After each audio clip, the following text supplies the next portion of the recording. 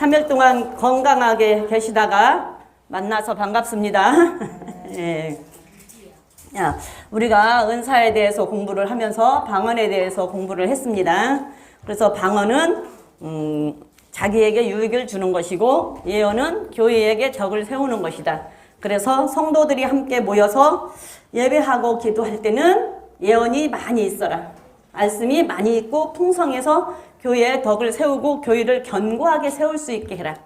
그러나 또 각자에게 기도할 때는 방언을 하는 것을 금하지 말아서 본인에게 유익을 삼으라 라고 말씀을 드렸습니다. 그래서 교회에서는 예언이 많이 있어서 들어오는 자들이 죄인의 모습으로 들어왔을지라도 책망을 받고 자기의 죄를 판단을 받고 그 죄를 회개하고 그 믿음이 성장할 수 있도록 가르쳐야 되기 때문에 교회에서 가르칠 때는 방언보다는 깨달은 말 5마디로 가르치는 것이 훨씬 낫다. 그래서 가르쳐서 그가 믿음이 성장할 수 있게 가르쳐야 된다.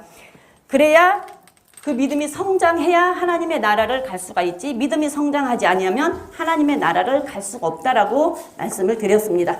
그러면서 그 성령을 받는데 방언을 받고 성령을 받기 위해서는 이제 우리가 오늘 어떻게 할 수 있는지 또다시 다 아는 말씀이지만 다시 한번 보면서 서로 같이 피차에 은혜를 나누고 공부를 하겠습니다. 성령을 받을 때, 방언을 받을 때는 우리가 어떻게 할 때 성령을 받을 수 있고 방언을 받을 수 있으며 우리가 그걸 통해서 어떤 것을 상기하고 기억해야 되는지를 한번 보겠습니다. 다 우리가 지난번에 봤던 말씀인데 다시 한번 봅니다. 사도행전 2장에서 보겠습니다. 사도행전 2장 1절부터 4절까지만 한번 다시 읽어봅니다. 시작. 오순절 날이 이름에 이미 다 한 곳에 모여 있더니 호련히 하늘로부터 급하고 강한 바람 같은 소리가 있어 저희 앉은 온 집에 가득하며 불의 혀같이 갈라지는 것이 저희에게 보여 각 사람 위에 임하였더니 저희가 다 성령의 충만함을 받고 성령이 말하게 하심을 따라 다른 방언으로 말하기를 시작하니라. 네. 그래서 오순절 날의 이름에 다 같이 한 곳에 모여 있더라. 한 곳에 모여서 기도했더라. 그러니까는 거기에 성령이 바람같이 임하면서 불의 혀같이 갈라지는 역사가 있었고 각자 성령의 말하게 하심을 따라서 각자 다른 방언으로 말하더라 해서 우리가 모여서 합심해서 예배하고 기도할 때 성령의 충만함을 입을 수가 있습니다. 합심해서 모여서 그래서 우리가 합심해서 기도하는 거 합심해서 기도할 때 굉장히 중요하고 굉장히 성령의 능력이 임할 수가 있어요. 합심해서. 그래서 합심해서 기도하는 거 중요합니다. 그러나 정말로 간절한 마음으로 혼자 기도할 때도 좋지만 같이 기도하면 더 시너지 효과를 받을 수가 있어요.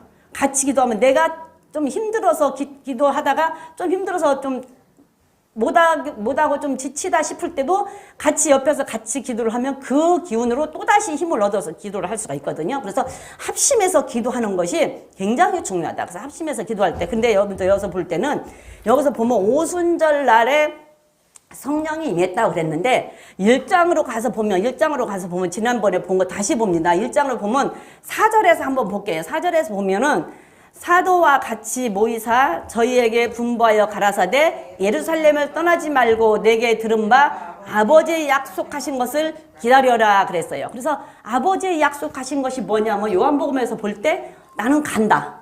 예수님이 돌아가시기 전에 나는 간다. 그 대신에 내가 가는 것이 너희에게 유익하다. 그리고 내가 감으로 성령을 너희에게 보내주겠다. 그러면서 그 성령이 와서 또다시 나를 증거할 것이다. 그래서 내가 지금 감으로 인해서 너희들이 섭섭할 수 있지만 조금 있으면 성령이 오면 그 성령을 통해서 나를 보기 때문에 나를 다시 만날 수 있으니까 그때는 기쁘다라는 것을 예수님께서 가시기 전에 말씀을 하셨어요. 누가복음에서도 보면 복음서에서도 보면 내가 가는데 너희들은 내가 가도 너희들은 떠나지 말고 이 예루살렘에 거해서 너희들이 기도해라. 너희들이 성령이 받을 때까지 누가복음 24장 49절에 보면 성령이 임할 때까지 너희는 기도해라라고 가르쳐 주셨단 말이에요. 가시기 전에 성령이 임할 때까지 너희는 기도해라. 가지 말아라.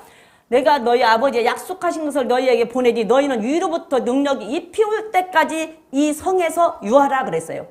가기 전에 예수님께서 너희에게 약속하신 것이 너희에게 하늘로부터 입혀질 때까지, 그게 오순절날 성령이 임했잖아요. 그러니까 그 성령이 임할 때까지 너희들은 예루살렘을 떠나지 말고 기도하라고 그랬단 말이에요. 예루살렘을 떠나지 말고 기도하라라고 얘기를 했는데 여기에서 지금 사도행전 1장 4절에서 보니까 예수님께서 40일을 이 땅에 계셨어. 부활하셔가지고. 부활하셔서 40일을 계시고 너희들은 여기서 떠나지 말고 성령이 너희에게 임할 때까지 기도하라라는 말씀을 예수님께서 부탁을 하고 예수님이 올라가죠. 하늘로. 예수님이 하늘로 승천해서 올라가요. 올라가는데 가면서 나는 40일 동안 있다. 지금 나는 이제 간다. 내가 이 말이 마지막으로 하고 가. 그리고 너희들 딱 열흘만 기도해. 그러면 내가 너희들에게 약속한 성령이 분명히 너희들에게 줄 거야. 이렇게 말해줬으면 얼마나 좋겠어요.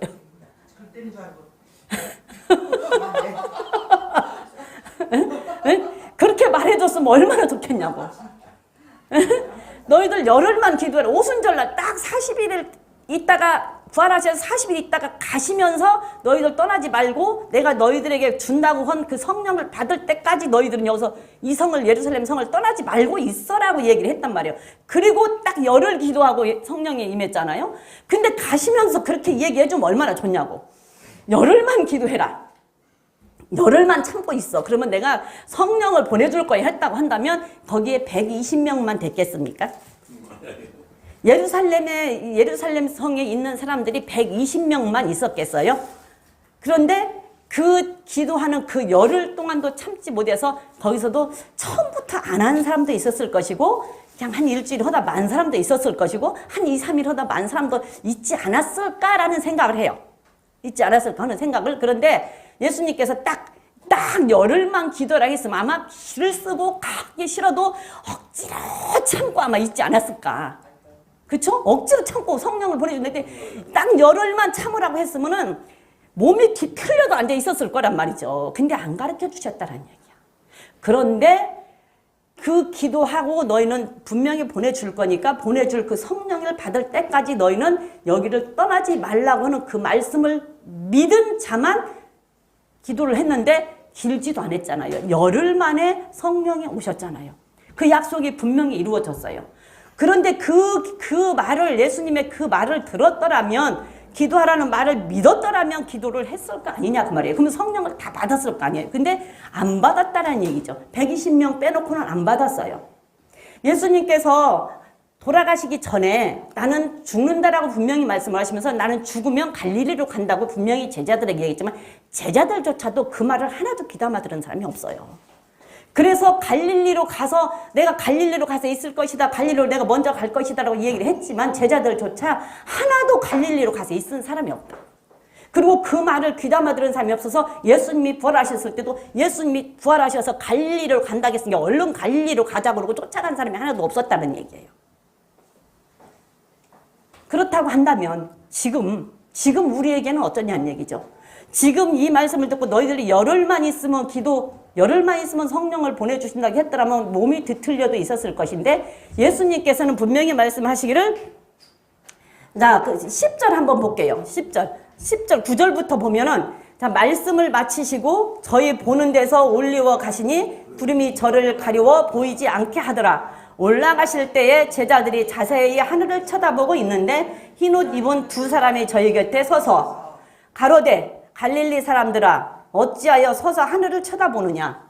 너희 가운데 하늘로 올리우신 이 예수는 하늘로 가심을 본 그대로 오시리라. 구름을 타고 하늘로 올라가셨는데 그 올라가신 모습을 본 그대로 예수님은 다시 오신다고 말씀을 하시는데 지금 우리에게 말씀하실 때 지금 여기에서 오순절날 오라고 오순절날 열흘만 기도한다고 하면 뒤틀려도 앉아 있었을 건데 안 들었다고. 예수님이 다시 부활하셔서 갈릴리에 간다는 얘기 제자들 같지도 안 들었다고. 지금 우리에게 예수님께서 가신 모습을 천사들이 보고 간 모습 그대로 다시 오신다고 분명하게 말씀을 하신데 그거를 우리가 얼마만큼 귀담아 듣고 있냐는 얘기예요. 얼마만큼 우리가 귀담아 듣고 있습니까? 또다시 이런 일이 생길 거란 얘기죠. 열흘 만에 성령님이 오셨는데 그 열흘을 못 참았는데 예수님이 가신 모습 그대로 오신다고 한 지가 2000년이 넘었어요. 그 2000년 동안에 지금은 이제는 예수님이 다시 오신다라는 이 말을 거의 하지를 않는 교회가 많습니다. 하지 않는 교회가 많아요. 예수님의 재림에 대해서 얘기를 하지 않는 교회가 많아요. 그래서 예수님의 재림을 생각지도 않고 있는 교회들이 많이 있다고요. 근데 예수님의 재림을 생각하고 있는 교회조차도 얼마만큼 귀담아 듣고 예수님이 재림할 거라는 게 대해서 기도하고 준비하느냐 그 말이에요. 성령을 다시 보내주신다고 했을 때 분명히 열흘 만에 보내주셨잖아요. 예수님이 가시고 열흘 만 하는데 그 열흘 동안도 참지를 못했고 그런데 저희는 얼마만큼 그 말을 우리는 귀담아 들을 것이냐고.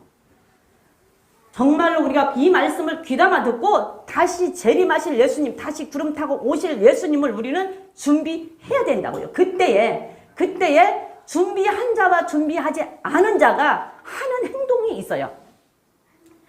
데살로니가 후서 1장 10절로 한번 가봅니다. 준비하는 자와 준비하지 않는 자의 행동은 정말로 예수님께서 다시 구름을 타고 오실 때 읽어보겠습니다. 시작. 그날에 강림하사 그의 성도들에게서는 영광을 얻으시고 모든 믿는 자에게서 기히 여김을 얻으시리라. 우리의 증거가 너희에게 믿어졌습니다. 그날에 가신 모습 그대로 다시 오시는 그날에 성도들은 어서 오시옵소서 어느 때 오셔도 받으시고 주님 앞에 영광을 돌리고 또 하나님 앞에 영광을 얻지만 믿는 자들에게서는 기이 여기다 이상한 생각이 든다는 얘기. 깜짝 놀래. 믿는 자들은 깜짝 놀라서 어머 어떻게 이런 일이 있을 수 있어. 왜? 사도행전 지금 분명히 말해줬잖아요. 간 모습 그대로 다시 오신다고 해줬는데 깜짝 놀라서 오면 어떻게 이런 일이 있을 수 있어. 이런다는 얘기예요. 그리고 너무 어이없어서 기절 초풍할 일이 생긴다는 얘기예요. 믿는 자들에게는 기절 초풍할 일이 생기고 성도들에게는 영광을 받으신대요. 그러니 우리는 이 말을 얼만큼 귀담아 듣고 준비를 해야 되냐는 얘기예요. 성령을 분명히 너희들에게 보내주신다. 예루살렘 성 떠나지 말고 기도하라고 했을 때도 거기에 그 예루살렘 성에 120명만 살았을까요? 그때 유대인들은 다 하나님을 믿는 사람들이고 물론 이제 예수님을 핍박해서 예수를 인정하지 않아서 핍박해서 죽였지만 성령을 다시 보내주신다고 할 때 베드로가 기도할 때 회개한 사람들이 3,000명씩 있었잖아요. 베드로가 설교할 때 회개한 사람이 3,000명씩 있었다고 한다면 120명만 있었겠냐 그 말이에요. 그런데 그 말을 귀담아 듣지를 않고 안 했다는 얘기예요. 근데 기도하라는 말을 믿고 그냥 기도한 사람들은 딱 열흘 만에 성령이 임했잖아요. 근데 이 모습 그대로 내가 간 모습 그대로 다시 오신다고 해도 그 말을 믿고 준비하는 사람은 하나님 앞에 영광을 받고 영광을 돌리지만 예수님 오실 때 그 모습 그대로 오실 때 그냥 그렇지 않고 아는 자들은 기절 초풍할 일이 생긴다 그 말이에요. 기절 초풍. 우리는 어떤 사람이 돼야 되겠습니까?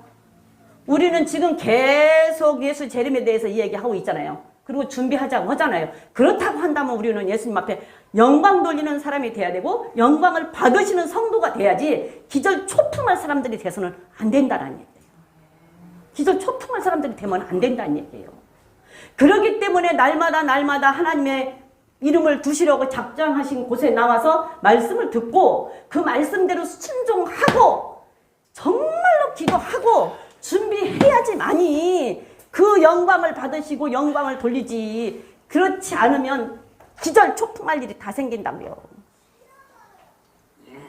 분명하게 그날은 온다고. 누가 뭐라 해도 그날은 온다고요. 우리가 아무리 안 믿으려고 해도 그날은 올 수밖에 없어요. 그래서 합심해서 기도한다라는 거 굉장히 중요하다. 그래서 우리가 성도들이 모여서 같이 예배드리면서 같이 합심해서 기도할 때 성령의 충만함이 임한다라는 것을 우리가 기억하고 기도할 때는 정말 한 목소리를 합심해서 기도할 때는 간절하게 합심해서 기도할 때 성령이 임하여서 성령이 충만하게 임할 때 방언도 할 수가 있고 예언도 할 수가 있다라는 얘기입니다. 그래서 우리는 합심해서 기도할 수 있는 저와 여러분들이 되시기를 바랍니다. 그 다음에 두 번째로 보면은 2장 37절 38절을 한번 볼게요. 37절 38절을 보면 회개하고 죄사함 받은 사람에게 성령이 임한다라고 얘기했어요. 회개하고 죄사함 받은 자. 자, 봅니다. 시작. 저희가 이 말을 듣고 마음에 찔려 베드로와 다른 사도들에게 물어 가르되 형제들아 우리가 어찌할꼬 하거늘 베드로가 가르되 너희가 회개하여 각각 예수 그리스도의 이름으로 세례를 받고 죄사함을 얻어라. 그리하면 성령을 선물로 받으리라 그랬어요. 지금 2장에서 보면은 바람이 강하게 임하고 성령이 강하게 임하니까 불의 혀같이 갈라져서 막 방언들을 하고 하니까 이 사람들이 저 사람들 미쳤나 봐. 저 사람들 술 취했나 봐. 이렇게 얘기를 하고 비방을 했단 말이에요. 바로 저기 13절에 보면 저 사람들 술 취한 사람들인가 봐. 이렇게 얘기를 해요. 그러니까 베드로가 하는 말이 술 취한 거 아니다. 베드로가 이제 이 얘기를 하는 거예요. 술 취한 거 아니다. 내가 가르쳐 줄 테니 내 말 내 귀 기울여 들어라. 그러면서 술 취한 것이 아니고 구약에서 요엘 선지자가 예언했던 것이 지금 성령이 임한 것이고 예수님께서 가시면서 보내준다고 한 성령이 임해서 저들이 성령에 임하니까 저렇게 말을 한다. 성령이 임한 거다. 그러면서 성령이 임하고 마지막 때에는 쭉 그 밑에를 19절 20절을 보면 마지막 때에 또 일어날 일이 없어 주의 크고 영화로운 날이 이르기 전에 해가 변하여 어두워지고 달이 변하여 피가 기르라고 해서 마지막 때에 일어날 일들을 이 얘기를 하면서 베드로가 이 얘기하면서 그러니까 그러기 전에 너희들 예수 믿어라. 예수 믿고 회개해라. 그러면 구원 얻을 것이다 라고 베드로가 전하는 거예요. 베드로가 그렇게 설교를 하는 거예요. 그렇게 하면서 너희들이 죄 없는 예수님 죽였지 않냐. 근데 그 예수님을 하나님께서 살리셨다. 하나님께서 살리셨고 하나님께서 그 애를 살려서서 그를 높이셨다라고 이 얘기를 하면서 설교를 하니까 이들이 이제 깨닫고 그 얘기를 하는 거지. 그러면 우리가 어떻게 하면 됩니까? 이제 그들이 이제 자기네들이 한 것이 이제 찔리잖아. 자기의 자책을 느끼니 그러면 우리가 어떻게 해야 돼요? 우리가 어떻게 해야 돼요? 하고 묻는 거예요. 그러니까서 나는 베드로가 하는 말, 우리가 어떻게 해야 됩니까? 어떻게 해야 됩니까? 그럼 우리 어떻게 해야 구원받습니까? 라고 물으니까 베드로 사도가 하는 말이 회개해라. 그렇게 너희들 비방했던 거 회개해라 그 말이잖아요. 너희들 잘못했던 거 회개해라. 예수님 비방했던 거 회개해라. 예수님 십자가에 못 박아 죽인 거 회개해라 그거잖아요. 너희들 죄진 거 회개해라. 그리고 각각 예수 그리스도의 이름으로 세례를 받고 죄 용서하심을 받아라. 죄 사함을 받아라. 그러면 성령을 선물로 줄 것이다. 성령은 선물이에요. 돈 주고 사는 거 아니고 선물. 그러면 선물은 좋은 거예요? 나쁜 거예요? 아니, 선물은 어떤 선물도 좋아. 기분 좋아. 누구한테 선물 받으면 아무리 하찮은 것도 기분 좋아요. 그죠? 선물은 좋은 거예요. 그러면 어디간 선물을 주면 바꿔봐야죠. 바꿔봐야지. 누가 선물을 못 쓸 거 주진 않잖아요. 아무리 하찮은 걸 줘도 선물은 기분 좋은 거예요. 그래서 선물로 다른 사람의 마음을 사고 선물로 다른 사람의 화를 풀어준단 말이에요. 그렇잖아요. 그래서 선물은 뇌물 말고 자기의 유익을 챙기려고 주는 건 뇌물이에요. 그런데 그렇지 않은 건 자기의 마음에서 우러나서 진심으로 주는 건 선물이잖아요. 그 선물은 어떤 선물도 좋은 거야.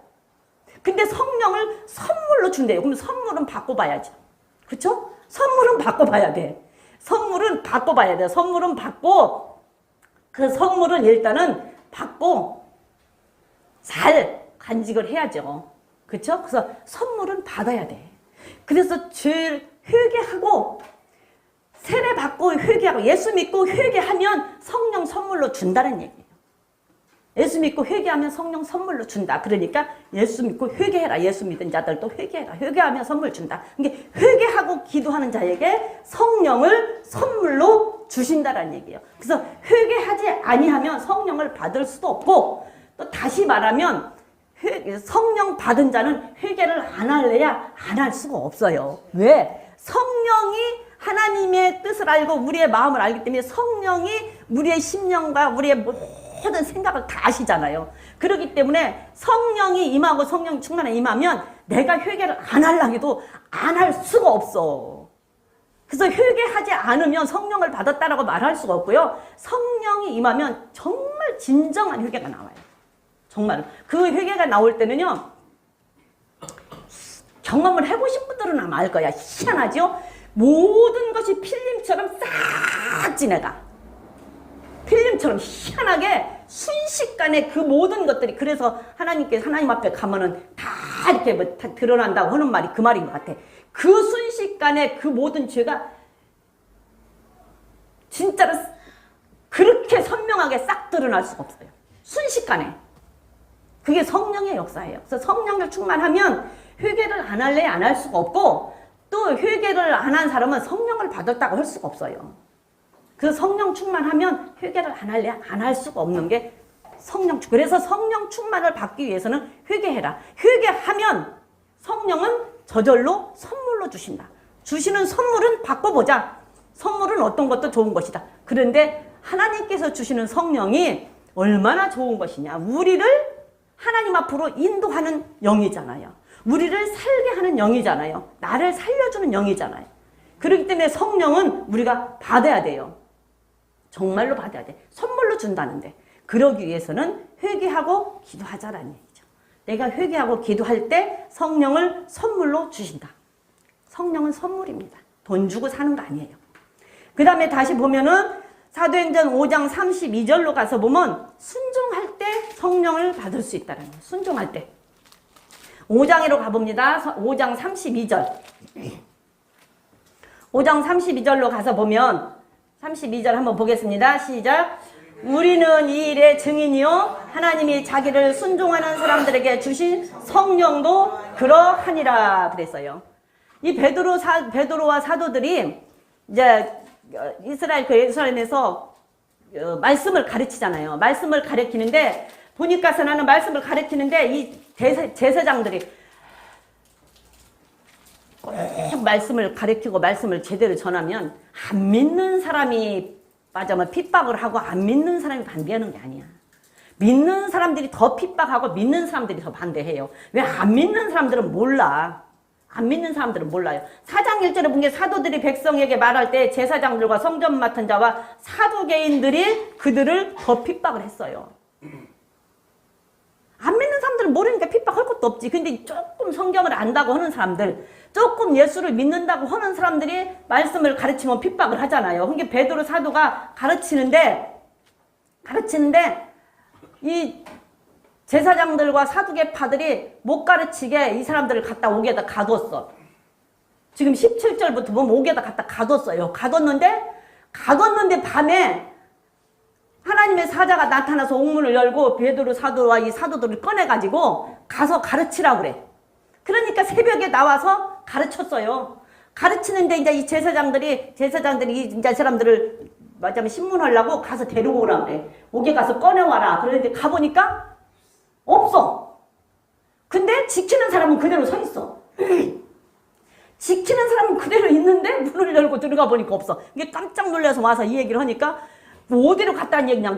내가 본 게 성전에서 가르치고 있어요. 이렇게 얘기하는 거지. 그러니까 가서 잡아와라. 그러니까 잡아왔어요. 근데 가서 그 사람들을 잡아오려고 하면 이 많은 사람들이 막 이제 따르고 회개하는 사람들이 많으니까 잡아오려고 하면 그 사람들이 반란일까 싶은 게 그렇게는 못하고 하여튼 데려왔어요. 데려와서 왜 가르치냐. 가르치지 말라고 했지 않냐. 근데 왜 자꾸 가르치냐. 왜 너네들 그 종교를 가르치냐. 가르치지 말라고 했는데 그렇게 얘기하니까 베드로가 하는 말이 하나님 순종하는 것이 마땅한 거 아닙니까?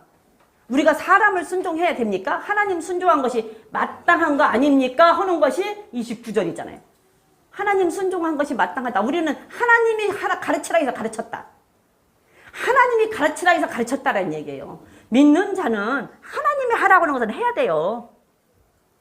믿는 자는 하나님이 하라고 하는 것은 해야 되고 하나님이 가르치라고 하는 것은 가르쳐야 돼. 그러니까 하나님 순종하는 것이 마땅하니라 그러면서 또다시 얘기하는 것이 30절에 너희가 나무에 달아 죽인 예수를 우리 조상이 하나님이 살리셨고 십자가에 죽인 너희들이 죽인 예수님을 하나님이 살렸다. 그리고 이스라엘로 그 살리신 그 예수님을 통하여서 회개하게 하사 죄사함을 얻게 하시려고 그를 오른손으로 높이사 임금과 구주로 삼으셨다. 그러니까서는 예수님을 통하여서 죄 용서를 받는다. 그래서 예수님께서는 예수님을 통해서 너희들이 죽인 예수님을 하나님이 살리셨고 그 살리신 예수님을 통하여서 죄를 용서받아 예수 이름으로만 우리가 죄 용서받잖아요. 그렇죠? 예수 이름으로만 모든 것을 다 하잖아요. 모든 것이 예수, 우리 구원도 예수 이름이고 죄도 예수 이름으로만 하자는 게 예수 이름으로 인해서 예수님으로 인해서 죄 사함을 받게 하시려고 임금과 구주로 높이셨다. 임금은 심판자예요. 구주는 우리를 구원할 자입니다. 그죠? 그러니까 우리를 구원도 하시지만 심판도 하신다라는 얘기예요. 예수님이. 그래서 했다. 근데 그 일에 우리가 증인이다. 그런데 어떻게 안 가르치냐는 얘기죠. 어떻게 하나님 말씀에 순종을 안 하냐는 얘기야. 그쵸? 어떻게 하나님 말씀에 순종을 안 하냐. 우리는 하나님이 가르치라 해서 가르친다. 하나님이 가르치라 해서 가르치는데 우리는 하나님 앞에 순종하는 것이 마땅하다. 니들이 죽인 예수를 하나님이 살리셨고 그 예수를 통하여서 죄사함을 받을 수가 있기 때문에 그 예수님을 통해서 죄사함을 받기 위해서 심판자로도 세우셨고 우리를 구원할 자로도 세우셨다. 그 일의 증인이다. 그러면서 하는 말이 하나님이 자기를 순종하는 사람들에게 주신 성령도 그러하니라. 이게 하나님의 말씀에 순종하는 자에게 성령을 주시는데 그 성령에 대한 증인도 우리가 증인이다라는 얘기죠. 그래서 순종하는 자에게 성령을 주신다라는 얘기죠. 순종하는 자에게. 순종하지 않으면 예수 믿고 순종하지 않는다고 한다면 믿는다라고 볼 수가 없어요. 예수 믿고 순종하지 않는다고 하면 믿는 자라고 없어. 성령 충만을 받았다라면 순종은 기본으로 따라가요. 말을 들었잖아요. 지금 하나님이 하시는 말씀을 들었잖아요. 들었으면 그 말을 들은 것을 내가 순종을 하고 실천을 해야지 들은 것이지 그 말을 듣고 순종을 안 하면 그게 들은 거냐고. 그 들은 게 아니지. 안 들은 거예요. 듣기는 들었는데 귀로 흘려버리면 안 들은 거라니까. 듣기는 들었는데 그거를 실행에 옮기지 않으면 안 들은 거지. 그걸 들었다라고 누가 간주하냐고. 심부름 시켰는데 네 그랬는데 심부름을 절대 하지를 않아. 기다리고 있는데. 그러면 그게 들은 거예요? 아니잖아요. 심부름 시켰으면 갔다 와야 그게 들은 거지. 안 들어. 갔다 오지를 않아. 그러면 갔다 올 줄 알고 기다리고 있는 사람은 그 사람이 들었다고 생각해? 안 들었다고 생각해? 안 들었다고 안 들은 거예요. 그거는. 안 들은 거죠. 들은 게 아니야. 듣기는 들었는데 이쪽 귀로 흘러버려서 들은 게 아니라고. 안 들은 거라고. 그래서 순종을 했다라고 하는 얘기는 들었으면 순종이 따라가야 들은 것이지 들었는데 순종이 안 따라가면 안 들은 거라니까. 죄짓지 말아라. 회개해라. 죄짓지 말아라 했으면 죄를 안 져야 들은 것이고 회개해라 했으면 회개를 해야 들은 거야.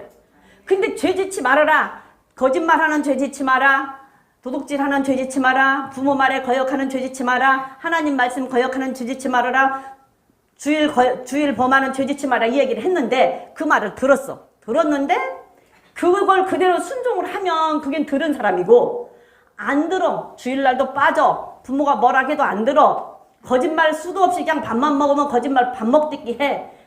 남의 거 그냥 큰 도둑질은 아니지만 그냥 어쩌다 저기 하는 것도 그냥 아무렇지 않게 그냥 들고 와서 그냥 써. 그런 것들이 끊어지지 않으면 순종했다라고 볼 수가 없어요. 순종하는 자는 그것이 끊어지는 자예요. 죄가 끊어지는 자가 순종한 거라고. 죄가 끊어지지 않으면 순종하지 않은 거라니까. 그러니까 죄가 끊어지면 순종했다라고 하면 순종하는 자에게 성령이 임하는 것은 죄가 끊어지기 때문에 죄가 없어지기 때문에 성령이 임하는 거예요. 그래서 순종하는 자에게 성령이 임하신다. 그래야 그 성령이 임해서 성령의 말하게 하심을 따라서 방언도 할 수도 있다. 그래서 순종을 해야 된다. 순종하지 아니하면 소용이 없다. 순종 안 하면 아무 의미가 없다. 믿었다고는 할 수 있지만 믿은 것이 또 아니고 들었다고는 할 수 있지만 들은 것도 아니다. 들었다라고 인정을 안 한다라는 얘기예요. 그래서 순종을 한다고 한다면 모든 것이 바꿔지는 것이고 끊어지는 것이기 때문에 죄를 짓다가도 순종하는 자는 죄가 끊어져야 되고 거짓말을 하다가도 끊어져야 되고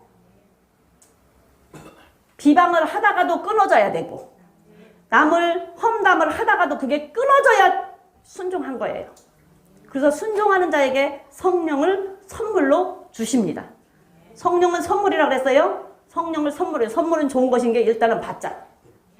네. 그 다음에 다시 사도행전 8장 17절 한번 볼게요. 8장 17절 한번 보면 17절 한번 읽어보고 19장 6절로 가서 읽어볼 거예요. 시작. 이에 두 사도가 저희에게 안수함에 성령을 받는지라 그랬어요. 사도가 저희에게 안수함에 성령을 받는지라 그랬는데 8장 17절에서 성령 받는데 이 사람들이 사마리아에도 말씀이 전해졌다라는 말을 듣고 두 사도를 보내서 가보니까 성령을 받지를 않았기 때문에 그들에게 안수했더니 성령이 임했더라라는 얘기예요. 사도행전 19장 6절로 한번 가봅니다. 사도행전 19장 6절로 가보면 거기에서 사도 바울과 19장 6절 한번 보겠습니다. 시작. 방언도 하고 예언도 하니라 그랬어요. 예수의 이름으로 사도 바울이 가서 보니까 1절로부터 보면 에베소에서 다니 어떤 제자들을 만나 가로되 너희를 믿을 때에 성령을 받았느냐. 그러니까 우리가 성령이 있음도 알지를 못했다. 그러면 무슨 세례 받았냐? 게 물 세례만 받았다 그래요. 그러니까 이제 사도 바울이 거기에서 안수를 하니까 그들에게 성령이 그들에게 임하심으로 방언도 하고 예언도 하더라 그랬잖아요. 그래서 안수할 때 방언이 임할 수도 있고 성령의 충만함이 임할 수 있어요. 성령의 충만한 자가 안수를 하면 그 성령 충만함으로 인하여서 성령 충만을 입을 수가 있다는 얘기예요. 그래서 안수가 굉장히 중요합니다. 중요해요. 안수기도 여러분들 받을 때 그냥 하트로 받지 마시고 목사님이 안수기도 받을 때 땀을 뻘뻘 안수기도 해줄 때는 정말 간절함으로 받으세요. 그냥 받지 말고 목사님 속에 있는 그 성령의 충만함이 내게로 쏙 들어오기를 바라고 목사님 속에 있는 그 말씀의 은사가 내게로 쏙 들어오기를 바라고 그 목사님 속에 있는 말씀의 지혜가 내게로 쏙 들어오기를 바라라고. 왜? 들어와요. 전가가 된다니까. 안수할 때 전가 된다니까요. 그러니까 그렇게 하라니까요. 구약에 왜 짐승에게 내 죄를 전가했잖아요. 짐승에게 안수하면 내 죄가 짐승 속으로 들어가서 짐승을 번제로 드렸잖아. 거기다 안수하는 얘기는 내 죄가 그 속에 들어간단 말이에요. 목사님을 통해서 내가 안수를 받잖아요. 목사님을 통해서 목사님이 가지고 있는 그런 영들이 내 속으로 들어온단 말이에요. 그래서 안수를 함부로 받지 말아라 그렇게 얘기하잖아. 그래서 저는 맨날 안수 함부로 받지 말라고 저는 그러잖아요. 근데 인정된 사람한테는 받으면 좋아요. 네? 인정된 자. 그리고 여러분들이 우리 교회 나오면서 목사님을 인정한 게 나오는 거잖아요. 그렇잖아요. 그렇잖아요. 게 목사님이 기도해 줄 때 목사님 그냥 간절하게 기도해요. 목사님이 갖고 있는 그 지혜 나한테도 말씀의 지혜 나한테도 주세요. 목사님이 가지고 있는 그 성령 충만한 거 그거 나한테도 주세요. 그 안수를 통해서 내게로 쏙 들어오게 해주세요. 그리고 기도 받아라. 그럼 들어온다니까. 왜? 전가가 돼요. 그래서 안수할 때 방언도 하고 예언도. 그래서 난 기도해 줄 때 이제 물론 그 안수를 할 때는 목사님들만 안수를 하고 다른 사람들은 다른 사람들은 안 하잖아요. 목사님들만 안수하는 게 안수는 머리를 통해서 안수를 하는데 목사님들만 안수하고 다른 사람은 안수를 안 해. 그런데 함부로 가서 기도 받지 말라고 하는 이유가 그거야. 이게 기도를 해주는 것도 조심해야 되고 기도를 받는 것도 조심해야 돼. 함부로 기도해 줄 것도 아닌 거예요. 물론 믿을만 하니까 목사님한테 안수를 받고 목사님이 인정하는 사람한테는 받아도 돼요. 네? 목사님 다 검증을 했을 거 아니야. 그런데 그렇지 않은 사람한테 아무렇게나 안수를 받으면 안수는 함부로 받을 것도 아니지만 그냥 일반 기도도 내가 기도를 해주는 것도 조심해야 되고 받는 것도 조심해야 된다. 그 사람의 영이 들어온다니까. 그 사람의 영이 이렇게 타고 들어와요. 그래서 귀신 들린 사람들한테 옆에 있으면 귀신 들린다고 하잖아. 같이 있으면 그냥 괜히 막 어지럽고 하는 게 그게 다 영적인 게 때문에 영적인 흐름이 있단 말이에요. 그래서 안수를 함부로 받지 말아야 된다고. 그 목사님 이제 내가 인정하는 목사님 담임 목사님한테는 받아도 되고 담임 목사님이 인정하는 사람한테는 받아도 된다. 그러기 때문에 내가 기도를 해주는 것도 조심해야 되고 기도를 받는 것도 조심해야 돼. 아무한테나 기도 받지 말아라. 왜? 그 사람의 영이 어떤지 모르잖아. 우리가 겉모습을 보고는 모르잖아요. 그 사람의 중심을 몰라. 겉모습에는 천사야. 근데 그 사람 속에 일인지 그걸 어떻게 아냐고. 아무도 몰라. 그러니까 기도를 해주는 것도 조심해야 되고 기도를 받는 것도 조심해야 된다. 근데 더군다나 머리를 통해서 안수하는 것은 물론 목사님만 하시지만 왜 그 목사님의 그 영이 안수가 돼서 전가가 된다고. 그래서 안수할 때 성령이 충만해지고 그 다음에 예언도 하고 방언도 하게 된다 그 말이에요. 우리가 보면은 구약에서 보면은 엘리야 선지자 있잖아요. 엘리야 선지자. 열왕기하 2장에서 보면 엘리야 선지자가 엘리사를 불렀잖아요. 엘리사 불렀잖아요. 그래서 엘리사를 불러서 엘리야가 하나님께서 데려가시려고 할 그 무렵에 엘리사가 쫓아다니잖아. 그쵸? 열왕기하 2장입니다. 쫓아다녀요. 쫓아다니는데 이제 엘리사 보고 엘리야가 여기 오지 말고 여기 있어라. 하나님 나보고 길갈로 가라고 한다. 아니요. 나 따라갈 거예요. 그리고 쫄래쫄래 따라가죠. 그러니까 또다시 여륙으로 가고 여기 너 길갈에서 여기 있어라. 나를 여륙으로 보낸다. 아니요. 나 따라갈 거예요. 끝까지 따라가잖아요. 그러니까 또다시 너 여기 있어라. 나를 요단으로 보낸다. 아니요. 나 따라갈 거예요. 그러고 끝까지 따라가는 거예요. 끝까지 따라가. 그 구절에 보니까 그러면 네가 이제 요단에 가서 엘리야가 엘리사에게 이르되 나를 내게서 취하시기 전에 8절부터 볼까요? 8절부터 엘리야가 겉옷을 취하여 마라. 물을 치매 물이 이리저리 갈라지고 두 사람이 육지 위로 건너더라. 건너매 엘리야가 엘리사에게 이르되 나를 내게서 취하시기 전에 내가 내게 어떻게 할 것을 구하라. 엘리사가 가로되 당신의 영감이 갑절이나 내게 있기를 구하나이다. 가로되 내가 어려운 일을 구하는도다. 그러나 나를 내게서 취하시는 것을 내가 보면 그 일이 내게 이루려니와 그렇지 아니하면 이루지 아니하리라 하고 두 사람이 행하며 말하더니 호련히 불수레와 불말들이 두 사람을 격하고 엘리야가 효리 바람을 타고 승천하더라. 너 여기 오지 말고 여기 있어. 아니요. 나 따라갈 거예요. 끝까지 따라갈 거예요. 여기 오지 말고 여기 있어. 아니요. 나 따라갈게. 그래서 요단까지 따라갔어. 그러니까 끝까지 따라오니까 엘리야가 그러잖아요. 도대체 너 나한테 뭘 말하냐라고 물어보니까 당신이 갖고 있는 영감의 갑절, 성령이 하시는 일의 그 갑절을 나한테 주고 가라는 얘기야. 당신이 갖고 있는 성령의 하시는 그 일의 갑절을 나한테 임하기를 원한다니. 그래서 목사님이 기도할 때 목사님이 갖고 있는 거 내게로 쏙 들게 해달라고 원하라는 얘기야. 예. 그래 안수로 뭐 그렇게 하라. 그러니까서 나는 엘리야가 참 어려운 거 구한다. 근데 내가 올라가는 걸 네가 보면 이게 끝까지 네가 내 곁에서 있고 나를 끝까지 보고 있으면 그것이 네게 임할 것이다라고 얘기하잖아요. 끝까지 견디는 자. 끝까지 견디는 자. 그런데 끝까지 요 엘리사는 있었잖아요. 끝까지 있었어요. 끝까지 있어서 갑절의 영감을 받잖아요. 불말과 불수레가 두 사람을 격하였다고. 근데 격하였다는 게 지금 요즘 새로 현대 성경에는 두 사람을 갈라놓고 띄워놓고 항상 붙어 있으니까 그 사람을 띄워놓고 엘리야는 데려갔다라는 얘기야. 그 사람은 띄워놓고 두 사람을 갈라놓고 엘리야를 데려갔다. 불말과 불수레도 하나님의 영이잖아요.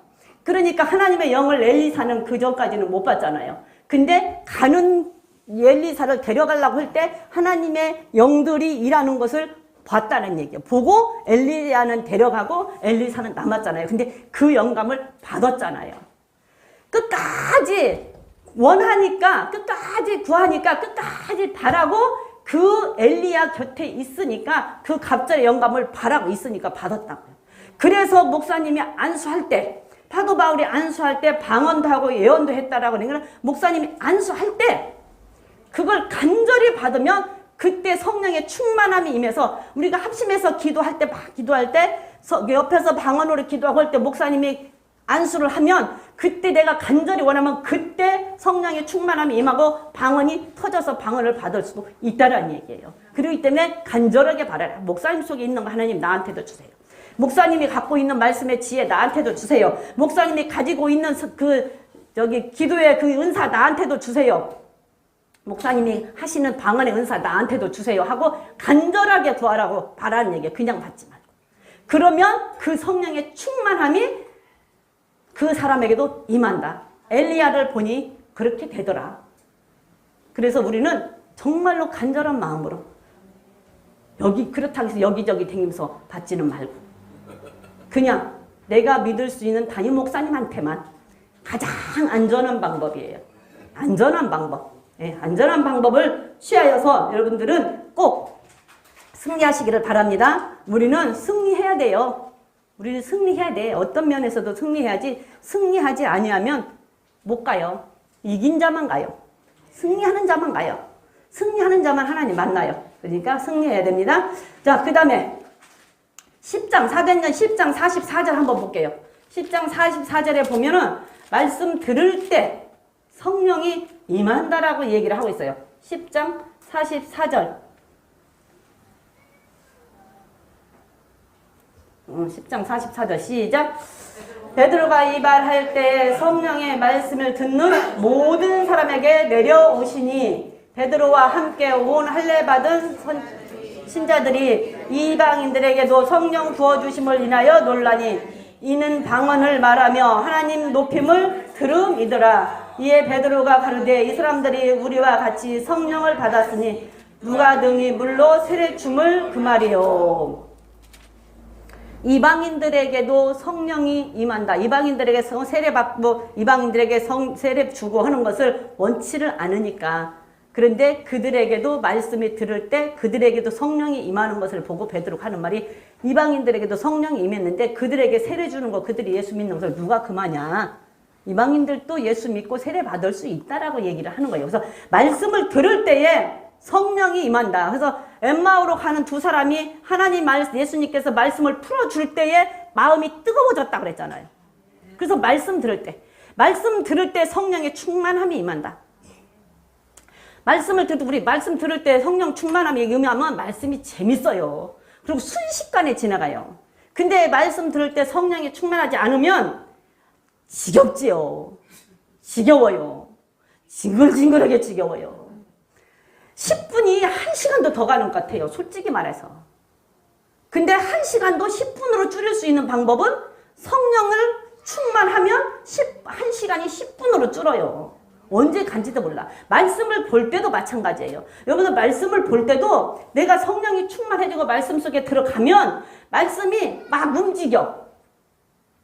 움직인다는 말 뭔지 아시는 분들은 아실 거고 체험을 하신 분들은 아실 거예요. 말씀이 움직인다니까. 왔다 갔다 움직여. 말씀이 막 살아서 내게로 오기도 하고 크게 이게 막 내게로 다가오기도 해. 말씀이. 응? 말씀이 이렇게 해서 이게 확대가 돼서 온다니까. 확대가 눈이 크게 확대게 돼서 오기도 하고 말씀이 막 이리저리 왔다 갔다 해. 그리고 그 속에 들어가면 그냥 말씀이 수면자라고 성경을 피면 수면자라고 하는데 말씀 속에 들어가면 잠이 깨. 응? 말씀 속에 깊이 들어가면 잠 깬다니까요. 근데 그렇지 않으면 말씀을 보는데 이게 수면제다 그러면 그건 성령이 충만한 게 아니요. 아예 안 보면. 에? 아예 안 보는 사람. 아예 안 보는 사람은 그냥 자는 사람이지. 아예 안 보는 사람은 자는 사람이죠. 그치. 근데 그래도 그냥 한 절이라도 보는 사람은 그래도 조금 깨어있는 사람이지. 조는 사람이지. 조는 사람. 근데 진짜 성령이 충만하면 말씀 속에 들어가면 체험한 사람들은 아마 알 거예요. 말씀이 이렇게 확대가 돼서 확 눈에 들어오기도 하고 말씀이 어떤 때 막 움직인다니까. 이해가 안 되지. 한번 해봐요. 이해가 안 되면 해봐. 그냥 여러분들이. 하나님은 살아 계시다고 하는데 정경의 전도사는 무슨 말씀이 살아서 막 움직여서 왔다 갔다 한다는데 왜 나는 그게 안 돼요? 나도 좀 그렇게 해주세요. 그리고 한번 하나님하고 결판을 접으라니까.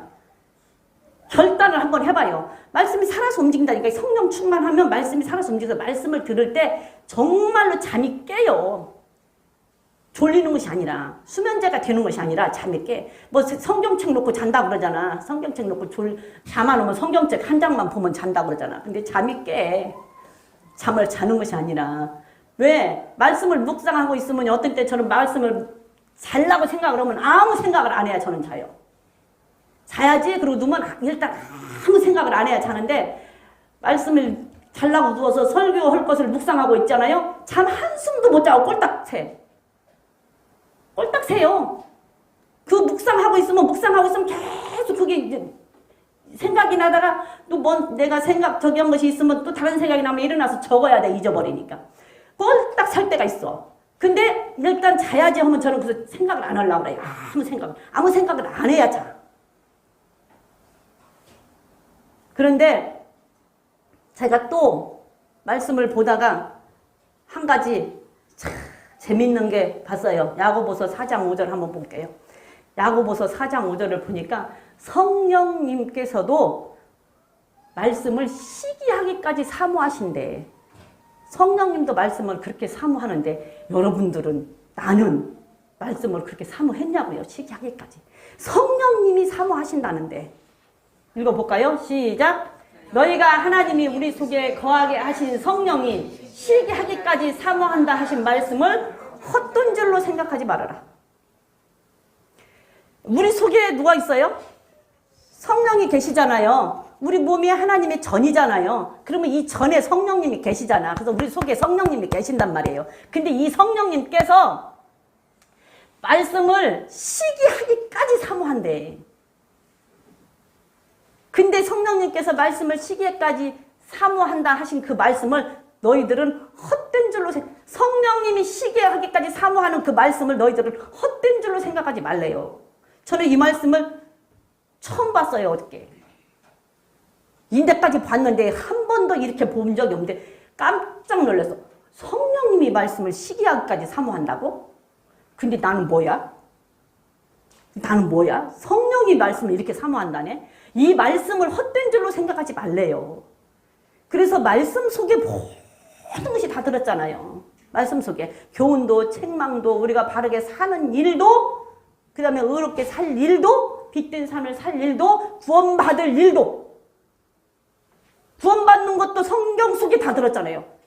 성경이 우리를 구원받게 하는 지혜로 가르치잖아요. 그래서 모든 것이 죄사함 받는 것도 성령 받는 것도 구원받는 것도 우리가 바르게 사는 것도 모든 교훈, 책망, 교육이 다 성경 속에 들어있기 때문에 그 말씀을 헛되게 생각하지 말라는 얘기예요.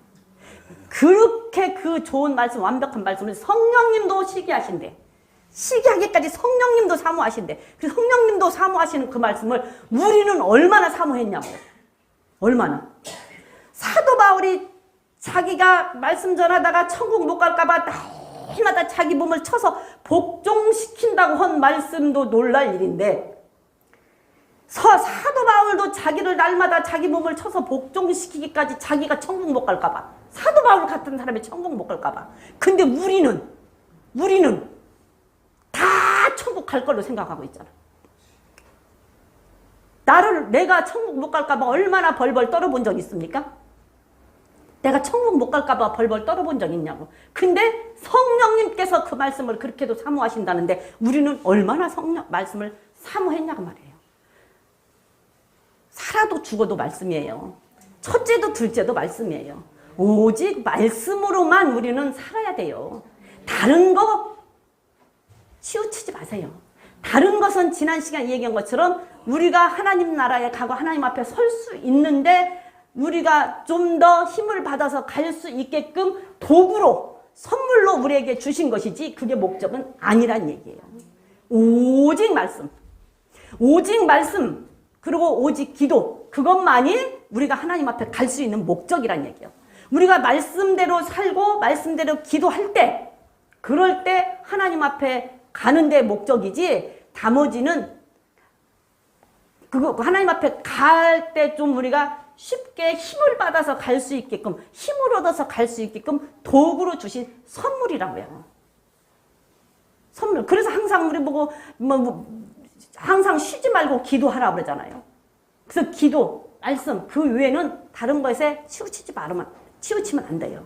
오직 말씀. 살아도 죽어도 말씀대로 순종하고 말씀대로 살아야지만이 하나님 앞에 갈 수 있는 가장 지름길이라. 그래서 말씀대로 살아갈 때, 말씀을 들을 때, 말씀에 순종할 때, 그때 성령이 임하신다. 예, 임하신다. 한 절만 더 보겠습니다. 사도행전 13장 2절을 보면 금식하고 기도할 때 성령이 임한대요. 13장 2절 시작. 주를 섬겨 금식할 때에 성령이 가라사대 내가 불러 시키는 일을 위하여 바나바와 사울을 따로 세우라 하시니 이에 금식하며 기도하고 두 사람에게 안수하여 보내니라 그랬어요. 그래서 금식하고 기도할 때 그게 그만큼 간절히 기도하라는 얘기예요. 그만큼 간절히 기도할 때 성령이 임한다라는 얘기예요. 그래서 그렇게 성령이 임하면 우리의 앞으로의 할 일을 가르쳐 주시는 거지요. 우리가 해야 할 사업을 가르쳐 주는 거지요. 우리가 해야 할 사명을 가르쳐 주는 거예요. 그래서 금식하고 기도하면 성령이 임해서 그 성령이 우리의 할 일을 가르쳐주고 우리의 앞으로의 갈 길을 가르쳐주고 우리가 해야 할 사명을 가르쳐주고 우리가 해야 할 사업을 가르쳐주신다고. 그래서 성령은 간절하게 금식하고 기도할 때 성령이 임하더라. 그래서 성령 받기 위해서는 우리가 구해야 된다. 찾아야 된다. 두드려야 된다. 간절히 사모해야 된다. 그렇지 않고는 성령을 받지 못한다. 간절히 사모해야 된다. 간절히.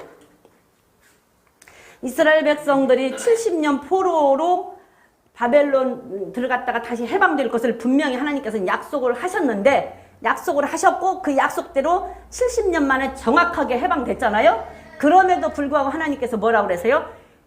그럼에도 불구하고 이스라엘 백성들이 기도하여야 할지니라. 그래서 기도해야 포로에서 풀어준다고 했어요.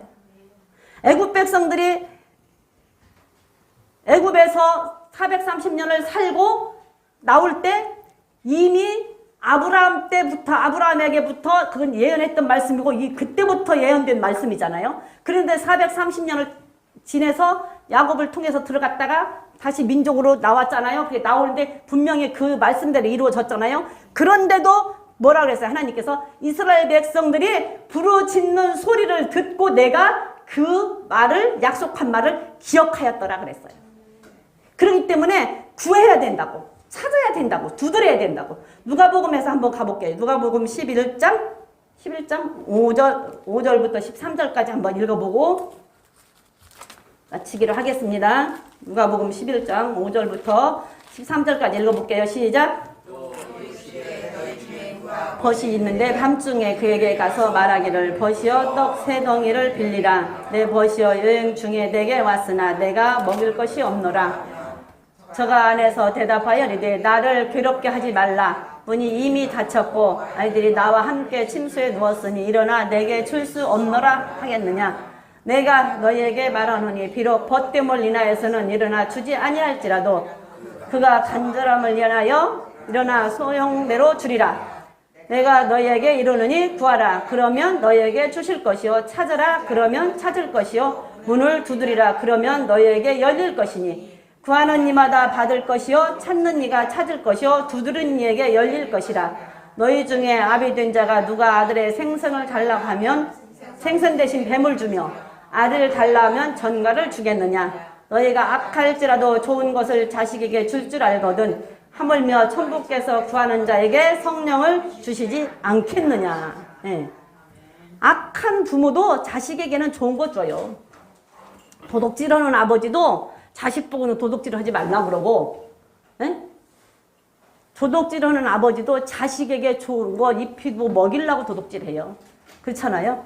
그런데 하물며 하나님께서 우리들에게 좋은 것을 주시지 않겠느냐. 성령을 선물로 주시지 않겠느냐. 그런데 찾아라, 구해라, 두드려라. 그래서 찾는 자에게 주고 두드리는 자에게 주고 구하는 자에게 준다. 달라고 간청할 때 이미 다 문 닫고 누워서 잘라고 누워있는데 친구가 와서 좀 달래. 근데 친구로 봐서는 안 준다는 얘기요. 친구가 와서 달랜다고 내가 다 옷 벗고 잘라고 지금 누웠는데 친구가 와서 달랜다고 주어 친구로 봐서는 안 주는데 와서 간절하게 구하니까 그 간절하게 구하는 것 때문에 주지 친구로서는 안 준다라는 얘기요. 하나님께서도 달라고 간절하게 구하면 악한 사람도 주는데 하물며 하나님께서 안 주겠느냐. 구하면 성령 준다. 그러니까 구해라, 찾아라, 두드려라. 그래서 구해야 돼요. 찾아야 돼요. 이스라엘 백성들에게 그래도 구하여야 할지니라 라고 말씀하신 것 같이.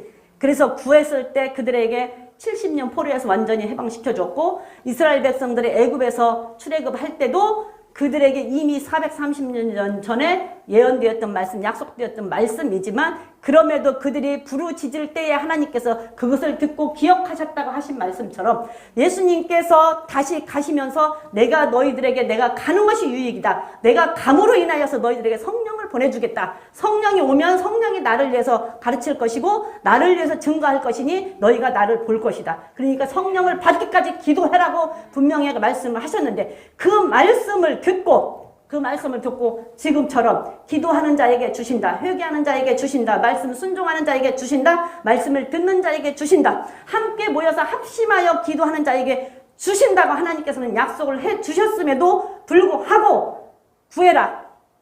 구하는 자에게 준다. 찾아라. 찾는 자에게 준다. 문을 두드려라. 두드리는 자에게 준다라고 분명히 말씀을 하십니다. 그러니까 우리는 성령 받기 위해서 정말로 우리가 합심해서 기도합시다. 성령 받기 위해서 말씀 순종하고 살아냅시다. 어찌됐든 말씀대로 살아내야 돼요. 어차피 믿었어요. 어차피 안 믿었으면 어쩔 수가 없는데 어차피 믿었어요. 그러면 말씀대로 살아내야 돼요. 그래야 우리는 천국에 갑니다. 그래야 하나님을 아버지로 만납니다. 그러니까 살아내야 됩니다. 그러니까 말씀대로 순종합시다. 그리고 목사님들 안수 받을 때도 건성받지 말고 정말 간절한 마음으로 받고 말씀 듣고 그 다음에 우리가 정말로 진심을 다해 간절한 마음으로 안 될 때는 금식이라도 하면서 기도해서 승리합시다. 이겨냅시다. 네. 이겨야 돼요. 승리해야 돼요. 그래야 하나님의 나라가 내 것이 됩니다. 결단코 그냥 얻어지는 것은 없어요. 세상에 공짜가 어디 있겠습니까? 절대 없어요. 근데 그 하나님의 그 좋은 나라가 공짜로 주어진다? 공짜는 없어요. 단 순종이라고 하는 대가가 따를 뿐이에요. 순종이라고 하는 대가가 따라요. 순종만 하면 그냥 주셔요. 순종만 하면. 그래서 우리는 우리 성도님들 정말로 우리가 성령 받기 위해서 기도하고 말씀대로 순종하고 살아내서 하나님 앞에 갔을 때 하나님을 아버지로 나의 집에 들어갈 수 있는 저와 여러분들이 되시기를 바랍니다. 그러니까 우리가 맨날 볼 때 그거 있잖아요. 강도. 오른편의 강도처럼 금방 예수 믿고 구원받으면 좋겠다라고 얘기를 하잖아요. 그쵸? 그것도 은혜예요. 그것도 은혜. 3시에 간 사람, 9시에 간 사람, 6시에 간 사람 다 똑같이 품삯 주잖아요. 그것도 은혜예요. 그것도 은혜죠? 그것도 은혜인데, 예수님 방법이야. 하나님 방법. 그것도 은혜예요. 그런데 어떤 사람이 천국에 가서 강도를 만났대요. 봤대요. 강도를 만났는데, 팬티만 입어서 옷이 없어갖고 바깥에를 못 나가고 방에만 갇혀 산대요. 말쟁이 말인데, 여러분들, 팬티만 입고 방에만 갇혀서 천국에서 영원히 산다라고 상상을 한번 해보세요. 지옥 가는 것보다는 낫겠지만 아마도 그 사람은 거기서 영원히 살다 보면 거기가 지옥일 거예요. 생각을 해봐. 그 좋은 곳에 사는데 저기에서 나오지 못하고 저기만 있다고 생각을 해보라고. 영원 무궁토록. 그러면 그 사람이 저게 지옥이라니까. 어찌됐든 우리는 먼저 믿은 자들로 말씀대로 순종하고 기도하고 살아냅시다. 그래서 승리합시다. 그래서 천국 가면 정말로 많이 상급도 받아서 정말로 팬티만 입고 저 안에만 있지 말고 나와서 내 맘대로 돌아다닐 수 있게 그렇게 살아냅시다. 우리 다 같이 기도하시고요. 우리 지영이 집사님 오늘 안 남았는데 지영 집사님 이제는 며칠 안 남았죠.